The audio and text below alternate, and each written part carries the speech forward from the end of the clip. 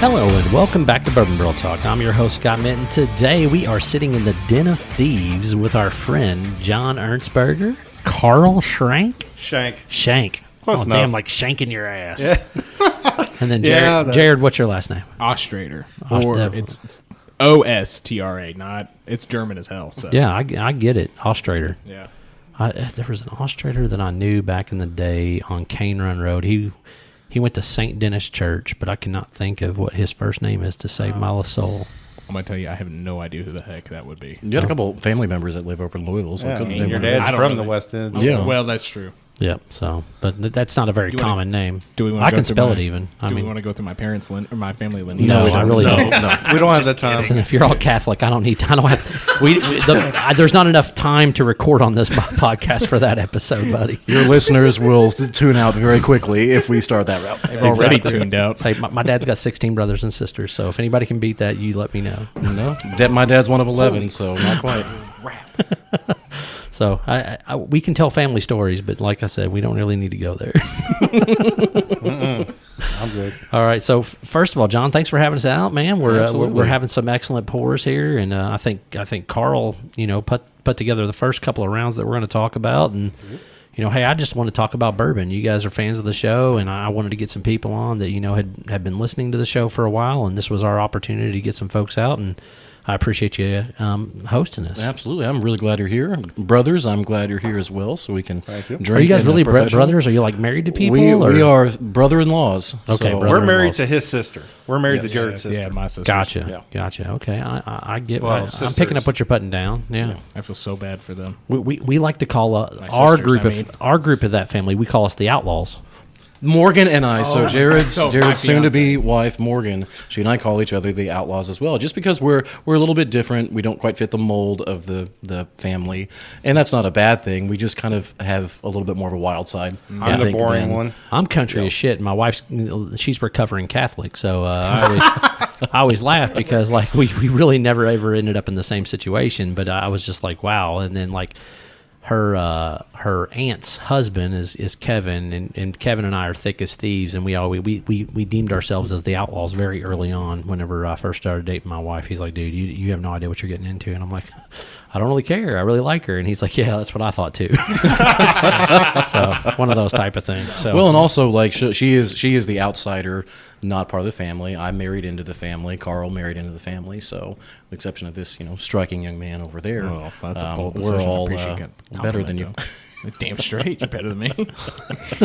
No, we play euchre, and John and Ashley and Morgan and I will play euchre, and so we have like 3 different sets of teams, and one of them is innies versus outies, which is Morgan and John against Ashley and I. Which sounds really bad when you're not in the context of that conversation. Can we just move away from that now? We really just need to leave that topic entirely. That went downhill. The people will appreciate it. The people one going. person on the podcast would be like, "That was great." What's euchre? That's what I would always get. What's it? If you're not from Indiana, you probably don't know. No, Southern Indiana and Catholic. That's pretty much what everybody plays. Yeah, it's aggressive. Yep, euchre. Yep, we're definitely card players. So, Carl, you brought in a couple of cool bottles here. Heck, I'm going to look at the first one here. It is part of the Single Oak Project. It's a Buffalo Trace, barrel number 38. So what do you know about this bad boy? You've obviously had more of it than I am because it's empty now. Well, so. I've actually shared it with more people than I've actually drank because this was actually a 30th birthday gift from my parents when we're at Buffalo Trace on my birthday 3 years ago now. Mm-hmm. Right before COVID hit, and you could actually walk in and do a tour. We actually did that. Did you have Freddie when you went there? No, that was the one time I've been there and haven't had Freddie. I've been there 3 times and had Freddie all but once. So do you know anything about the mash bill or the proof or any of that type of stuff? Really, they don't say anything.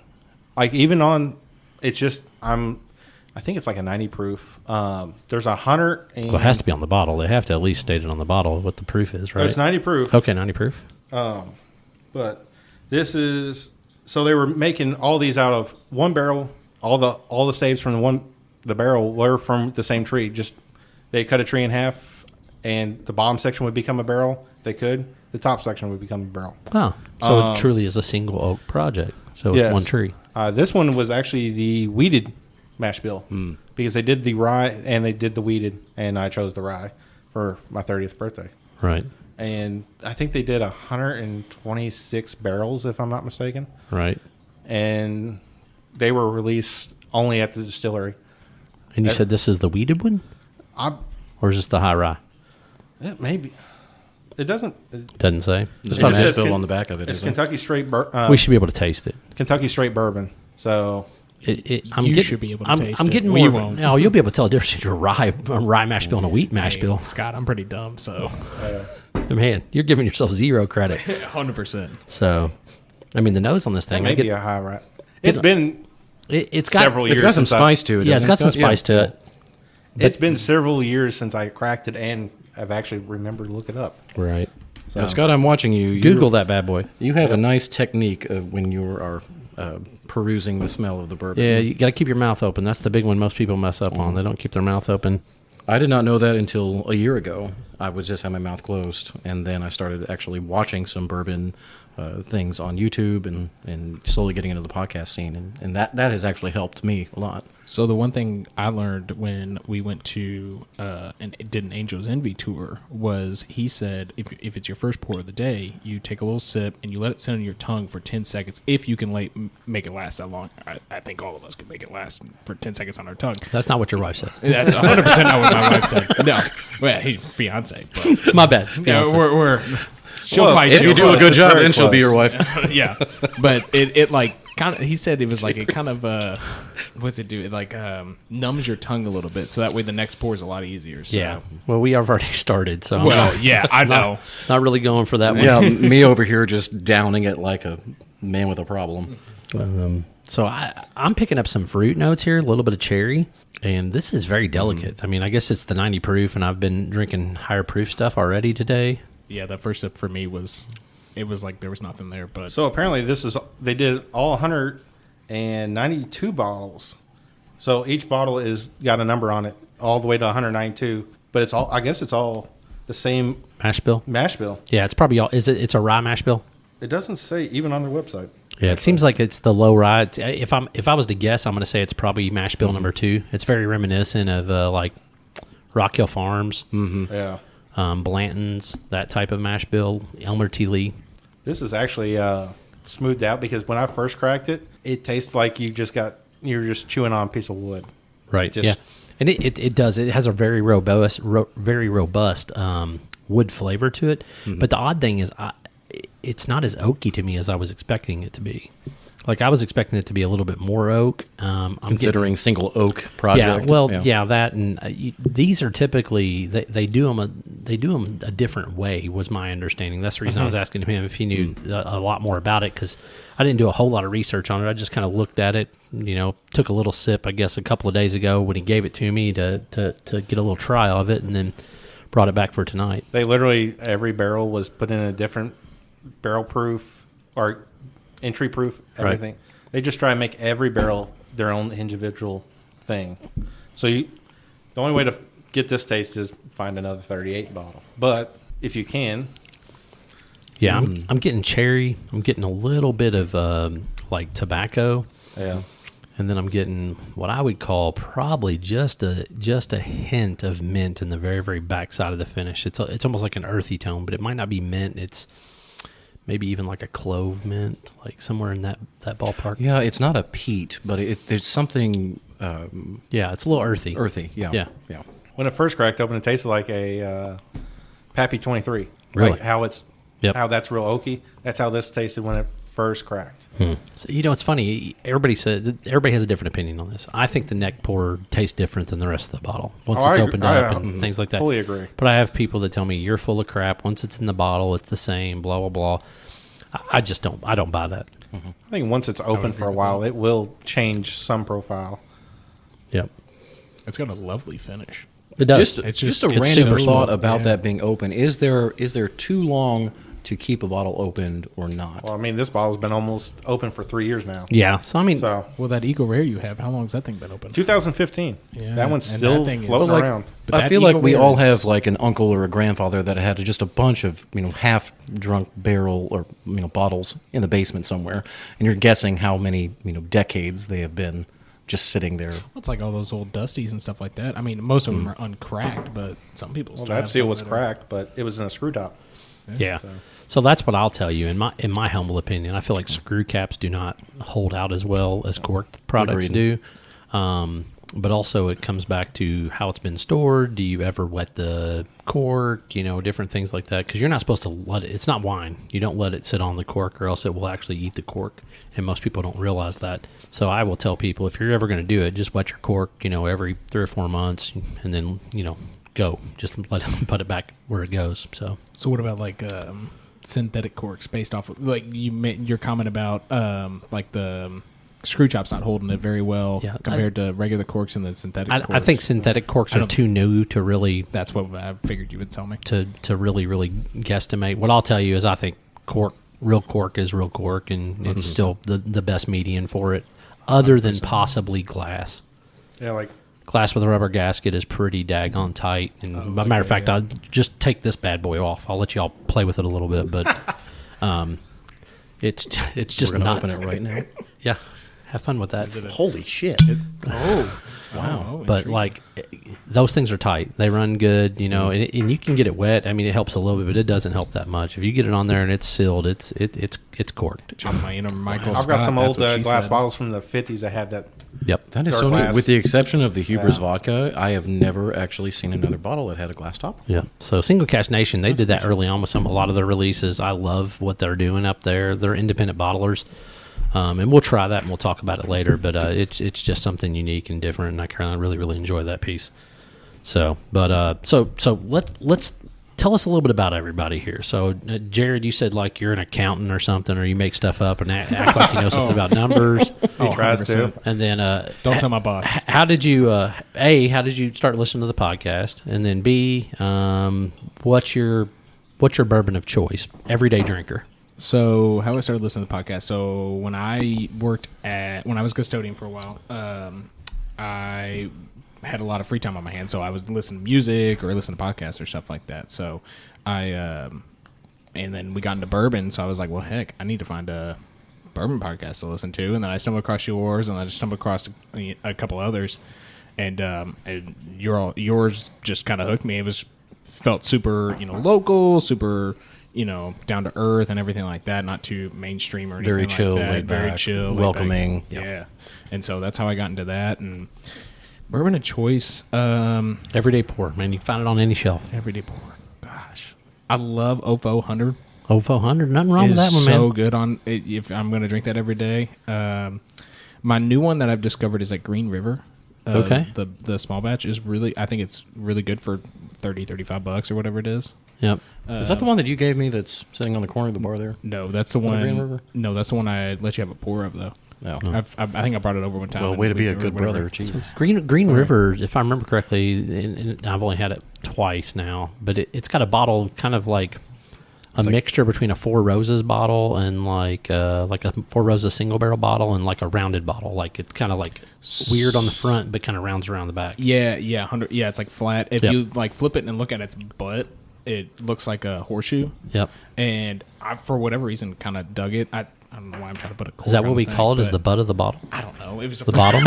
Listen, I got a lot of pressure on me right now, not to sound like a total idiot. So I'm just trying. A little to late now, man. Well, I mean, We need to Tell get that some to more my liquid fiance. courage, It's Scott. all good. But- We've officially picked Jared as the whipping boy for this Oh, podcast absolutely. episode. 100%. I'm He always is the youngest, so I'm always that's the just whipping boy. natural. I think life has picked Jared as the whipping boy. All right. So before we pass it off to John and ask him a question, you tell us about this Booker's bottle. What's the proof? What are we on? No, Jared, you got the bottle in your hand, dude. You can read, right? I didn't know. Jesus. I didn't know if John. What It's do they pay you questionable, for? Scott. So 100. So Booker's 128.8 proof. There we go. Step it up in game. Backyard Barbecue is the name of it. 2018-02. 6 years, 2 months, and 10 days. If we're going to be that specific, apparently. Yep. But Well, I can still tell you what it cost me. What was it? 120? think was that back $65. $65? Wow. when- That was Yeah, the that was cheapest when it was one cheaper. at Total Wine. Total Wine over off of Hurstbourne. remember So when we of got the that. Bookers, the Beaten Biscuits is still my favorite. I've not had that one. Beaten biscuits are good. That's the Beaten only, this is the only biscuits. It's biscuit so I've ever it had, I just think. tastes like dough. It does. I mean, it's just got like this doughy, like real, like. It's Is that just, a product lineup or is that just like a pick? No, it's a product lineup. Like Really? they've released different things, and they have weird names like Backyard Barbecue, Grandma's Beaten Biscuits, blah blah blah. Like there's all these different ones, but like the Beaten Biscuits, and they had a couple of military releases, different stuff. But yeah, Booker's just does all kinds of different things. But yeah, I mean, it's like old school, like your grandma's biscuits in a cast iron skillet after they've cooked. I mean, like that's what it reminds me of. You know, with a Lovely. little bit of butter, it's just like very just viscousy and Yeah. just crazy. See, I've had one that the ones that just got released at Booker's, and I think it's a little too rushed, honestly, on that one. The one I've just had, Yep. the newer, I think it's the newest release of Booker's. It just seemed like it was rushed to me. Yeah. Some are better than others. I mean, it's just like anything, man. I mean, you can find a really good pick that's 4 and 5 years old, and then you can find stuff that's 7 and 8 years old that you're just like, it's not too bad. And this has been open since 2018 too. Right. This does have a nice velvety taste to it. It's smoky though. It's got like a little smoky aroma to it. More so than the oak one that we just had. Yeah. You know, there's Smoky. It's almost mesquite. yeah. Yeah. Yeah. Yeah. The last time I had tried this, and it was at your place, and Yeah, it was. I could not finish it because it was so freaking hot. I don't know why. I don't know if Well, I think something it's I ate or because you just whatever. swapped from Eagle Rare, I think, at that point. That's probably That was what a it I mean, store pick. But normally I can drink the hot stuff, but for whatever reason it was flaming hot. But right now it's fantastic. But I don't know. Yep. This would be good in a smoked old fashioned because that would really bring up that smokiness flavor to it. Yeah, I think it would hold up really, really well in an old fashioned. This might even actually go well in a Manhattan, and I hate Manhattans. Oh, my wife loves Manhattan. I don't do vermouth. Don't do it. But everybody's different. I'm kind of the opposite now. Like I did start really enjoying old fashions. I've made a lot of them, and I don't know if it's because the sugar. I get so much more sweet now on the sides of my tongue.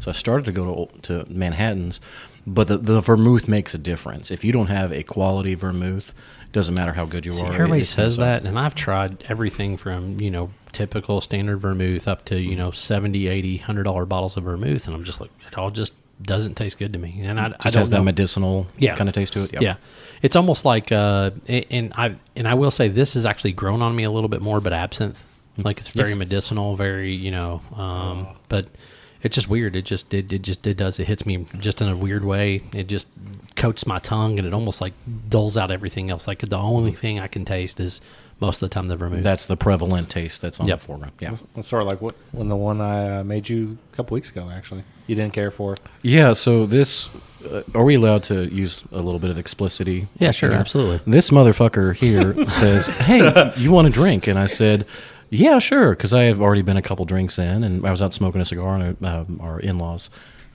patio, and he disappears into the basement.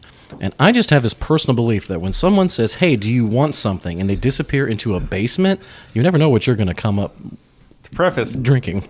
our in-laws just got new flooring put down. right. So all their bourbon is sitting in the basement because they had to move all the furniture out. Yeah, So, It takes about half a ping pong table up right now in the basement. yeah. that's not too bad. But yes, it tastes like I was drinking Robitussin, but I didn't have a cold and I didn't need it or want it. This is Jared, nice, actually. You said you thought this was hot. No, not tonight. The last time I had it, Okay. it was like flaming hot. At different points, it seems like it's been hotter than others. Because I've went back to this bottle for the past 4 years, honestly, and every time, depending on what I've already had, it's really influenced. It's it. very reminiscent of a standard Booker's. I will say that. You get a little bit of that smokiness. That the high rye comes through on this thing. I mean, Absolutely. it's getting some of that pepper. You get a little bit of cinnamon on the mid palate. Does it say what the mash bill is on the bottle by chance? No, probably not. Yeah. And that card is long gone at this point. The finish lasts for freaking ever. Yeah, it's got a nice hug to it. It's got a nice Kentucky hug. But It tastes like if you take like a short rib off of the a smoker or something, Yeah. or a rib, it tastes like the burn end of that to a certain degree. yeah, I was going to say you get a little bit of char. Yeah. You definitely pick up the char off the barrel. You get a little bit of oak with that piece of it. Yeah, overall, it's a perfectly good pour. I mean, it's definitely worth $65, whatever you paid for it. Yeah, I I don't mean- know if it's worth what the secondary value on that bad boy might be right now today. My buddy sold his wife's 2019 for quite a bit more a couple years later, or a couple years after I bought that, because she had bought it as she wanted to buy something for her wedding present, and she bought a Booker's. But she doesn't drink bourbon or whiskey or anything. So just for scientific purposes, I'm dropping a couple drops of water in here. See what happens. What's the going price of those these days? Because I mean, that's from. I mean, I think they retail somewhere around 99 to 129. Is that yeah, what it is? They jumped quite a bit. 65. That's delicious. Well, at that point there was $65. There was one at 70, one at 75, and I think another one at 75. All 4 releases were sitting out. Yeah. So that was a Total Wine. Yeah, that's been a long time ago. I remember when you bought that bottle. The water really opens the nose up on this bad boy. I'm intrigued. The caramel comes in. Now I gotta try that. Get some sweetness. Oh my god, I'm fanboying out. This is like when I always hear you talk about, but put some water in it. And You got to put a drop, man. You got to drop a drop. Anytime I do, so that's why I love barrel strength so much, right? You can get five different bottles out of that, or 5 different drinks out of that, out of a barrel strength. Oh yeah, easily. Because you get barrel strength, right? You get straight up out the barrel. You get that the charcoal, the caramel, all those things that come through, and then you put a little bit of water into it. Usually that rye spice will pop a little bit, and then you get a little something over here, and then if you mix it with a cocktail, you get another thing. If you water it down or put it on a cube, and it just really, really mellows it out, gets into that 100 to 90 proof, you get a totally different flavor there. But the nose really, really opens up on this, man, with just a couple of drops. I think it takes away the smokiness a lot. It does. Yeah, it brings out like vanilla or cinnamon or something. Caramel, a little bit of vanilla. Yeah, I'm getting more spice to it actually, like right underneath the tongue. Probably when you drink it, yeah. Because Yeah. typically I still I've not asked it, and I need to ask this to one of the distillers, but or master taster or somebody, why does it make the rye pop? Why does water make the rye pop? You would think that it would do just the opposite, but it doesn't. It brings out that flavor. It brings it to the forefront. Because on the finish, it brings a lot more spice to it. That's a nice bottle. That's a nice Yep. tool. Yeah, it does. It really, really pops on the backside. I don't know, man. I don't know if I prefer that with a drop of water or if I prefer it neat. I prefer it neat, but I prefer most of my stuff neat. It's 100% more like Pop Rocks on the tongue, and with that water in there. Yep. I mean, it's just. Yeah, it's firing off, especially the front part of your tongue, and kind of the in what I call your inner lip area with your teeth and your gums are. Yeah, it really, really pops off there. Kind of weird though. I kind of get, I don't know. I'm half dumb when it comes to making notes, but it's more get more of that mesquite note with the water though, like on the back of my tongue. Yep. Than compared to with a neat. I don't know though. I could definitely see that. But it's still good either way. I mean, it's oh yeah, and the finish just seems like it lasts for freaking ever. I don't know if this is true or not, but for me, just a normal bottle of Booker's doesn't quite do it. So, but this one is more impressive. They're all different in some form or fashion, proof wise, because this was the cheapest and the hottest I could get at that point. Yep. So I think the others were either a couple points below or several points below it. So we got Jared's everyday shelfer. John, what's yours? Russell's 10 that I have over there is probably my favorite. Is it one of the single barrels or just the standard white label Russell's 10? Jared, go pull it for me right there. I think it's just the standard. Standard white label, yeah. Well, Yep. Nothing wrong with that. Reserve.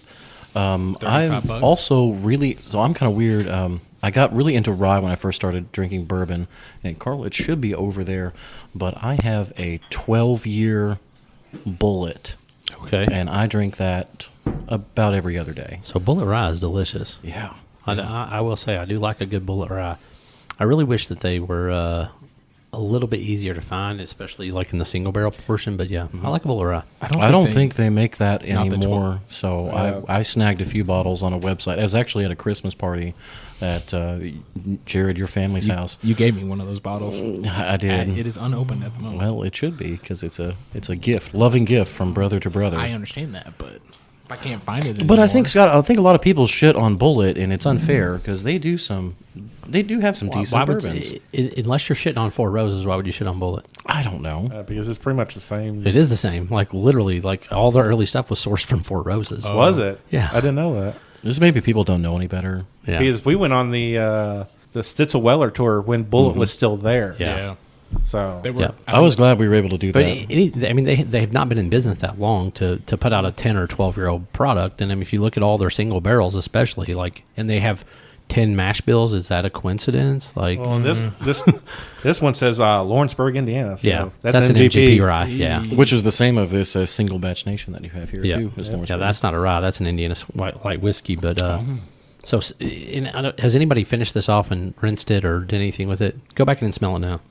This is one of my favorite tricks. You still got some in yours, but now rinse it with water and then swish it out. See, I wiped mine out, so I don't. You still don't get it? Like, it's just like crazy tobacco. So the problem with me is Here, you can pass mine around. You can ask my fiance because she's got like the super sniffer. Yeah. She can smell anything from like a mile away. I can't smell anything, and I go nose blind like in an instant. Like 3 sniffs of something, and I'm gone. Like I can't smell anything. That does, Scott. That smells like a nice, soft, Maybe it's your glass, soft though. tobacco, leathery. Yeah, that's sort of like the Kentucky State Fair, Yeah. going through the tobacco display. That's the most gentle smell I've gotten out of that bourbon thus far. Right. But so that's what I always tell people. I like to revisit glasses, especially after I've drank one, I've rinsed it out, because there's always residual. That's the reason I typically, whenever I do a big tasting with a group, I have 5, 6, 7 Glencairns for each person, and or pouring and doing different things and things of that nature, because like you're always going to get something that's residual from the bourbon before. So when you're nosing, do you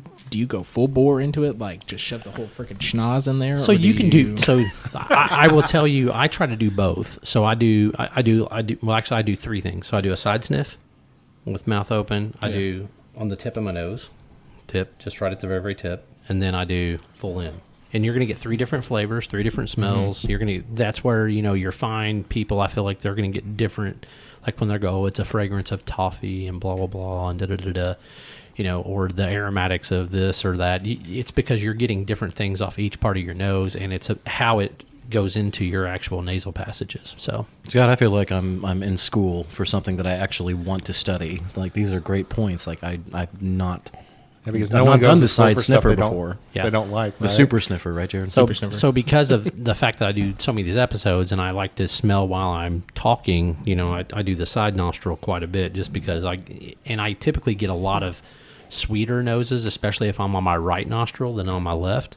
So that's the other thing. Everybody's sniffer is a little bit different, and we're not dogs, but you'll always get something a little different off your right than you will your left. That's the reason I say you want to go to the tip or you want to go full nose on the bridge. I mean, so all those good things. I think later tonight, all of our significant others are going to wonder what we're doing in the bathroom, sniffing empty glasses of bourbon at 3 in the morning. Oh, I see exactly what Scott was talking about. So I don't think our significant others would actually care, truthfully. They probably just roll over and Pretty go much. back to sleep. As long as I don't wake her up, that's all that matters. All right, Carl, before we sign off of this episode, man, what's your daily pour? Wild Turkey 101. Wild Turkey 101. It's a good pour. That's a solid pour. So we got 2 turkey dudes and we got an old faux fan. Hey, I love my turkey. Don't get me wrong. Listen, everybody loves turkey. Whenever I'm not very old. So when I first turned 21, I always thought turkey was like, the lowest of the low. And then he started getting into turkey, and so he bought a bottle of 101, brought it over, and I was like, holy crap, this is actually pretty fucking good. Sorry, I dropped an F-bomb, but this is... Because I actually, when I first started, it was Buffalo Trace everything. Yep. And I have Yes. like 8 store picks sitting at my house open. And then I was like, all these sort of taste very, very similar. Mm-hmm. There's not diversity. I'm like, I get more diversity out of a 101 bottle to me, or a Russell's, or a Rare Breed, or any of that. Yeah, I love Russell's especially. Wild Turkey 101, I will tell you, it's very similar to what it was when it was older. I've got some 1991, 93 bottles, things I've had like some that. from 94, and and it's they're a all little really different, good. but not much. Yeah, it's not much different. It's a pretty consistent product. But the Russell's bottles, man, those 9 and 10-year-old, They're so especially good. the single barrels. I mean, like, there's just so much variety that goes along with them things. That's one of the reasons I really, really enjoy those so much. Great cigar pour. Yep. No, 100%. Phenomenal cigar pour. You That's pour something that- else that I've really started getting into is bourbon paired with cigars. Yeah. Changes it so well. So at the last Starlight release, they were doing the Olivas or dude, those 5s are just they're or wonderful. V's, whatever you want to call them. Outstanding. Series, those things are so good. They're so I felt like smooth. I was having an executive level cigar, and then I asked the sales guy, where can I get these? He said, oh, just anywhere. Anywhere, yeah. Yeah. I mean, it's like a $12 cigar, $10-12 cigar. That's nothing really crazy. There's, I was also smoking the 1835 Yep. That wasn't bad. one that Christian and Blake were handing out, Yep. and I love that one. Actually, I had That was a good one. my in-laws grab me another one for me. So There was a I happy. 1935 one that was very Yeah, nice that's too. the one I'm Yep. talking about. Yep. The Yeah, black yeah, label. 1935 The black black label. label, My yep. bad. I wasn't going to correct him. I was being nice. I'm his brother-in-law. I don't have to be nice. As We much all- as I correct him, he's allowed to correct me. We all anytime he correct wants. each other all It's all the good in time. the hood. So. Yeah, do you know what actually you told me last night, Scott? That kind of pissed me off. And then apparently my wife, on a side note at a funeral visitation today, said, Really? Because Carl said, okay, John, it's at your house, but you can't take a gummy and you can't get too drunk before the podcast. But he didn't say it like that. He said it like an asshole. So I was a little I'm not off, good with my I was words, a little I'm sorry. off-put at the time, but now I'm like, oh yeah, I want to clear head when I do this because it really does change how you experience bourbon. No, It's like 100%. when you're on that. So Yeah. I'm kind of glad you said it, but I'm also glad my wife told you to shut the fuck up. Yeah, our wives are scary to a certain degree. They're very scary, very lovely, Very wonderful, lovely. very but Lovely. Don't want to cross them. Awesome women. Lovely ladies. I love my wife, so she's listening to this. If she listens. So good deal. Good Yeah, deal. yeah. Is this our Kiss ass. No, it's not a kiss ass. It's like if we ever go missing, we can say on the podcast, "Oh, listen to Scott's podcast where we say our wives are lovely." They didn't. Isn't she lovely? Awesome, Stevie. You got to love some Stevie. All right, good deal. Well, hey, thanks for having us out to the Den of Thieves, and hopefully I'll be back some more, and we'll have some more conversations. I've really enjoyed this one. If you want to find Bourbon Barrel Talk, you can find us on Instagram, Twitter, Facebook, all those good social media outlets. You can also make sure you can email us at bourbonbarreltalk@gmail.com. This is Scott, John, Carl, and Jared signing off. Peace out. Good night.